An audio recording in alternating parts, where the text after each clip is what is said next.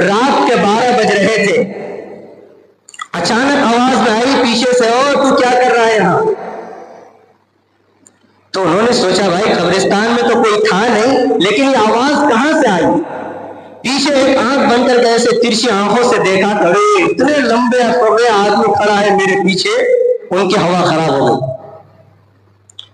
फौरन बीड़ी निकाल के फेंका, सिगरेट फेंका, हाथ बांध ली, अल्हम्दुलिल्लाह रब्बिल आलमीन मालिक यौमिद्दीन पढ़ना शुरू कर दिया। और सारी जितनी सूरतें उनको याद थी सब पढ़ना शुरू कर दिया। पीछे से आवाज आया, तू क्या कर रहा है? कहा कि अपने बाबा के कब्र पे फातिहा पढ़ रहा हूं। कहा कि ओ जालिम, देख तो लेते, तेरे बाबा की कब्र है, किसकी कब्र है? कहा कि हाँ मेरे बाबा ही की कब्र है। कहा अरे देख ले, ये तो बच्चे की कब्र है जिस पर तू फातिहा पढ़ रहा है। कहा तुझे नहीं मालूम, मेरे बाबा बचपन में ही मर गए थे इसलिए फातिहा पढ़ रहा हूं। तो जिन्नात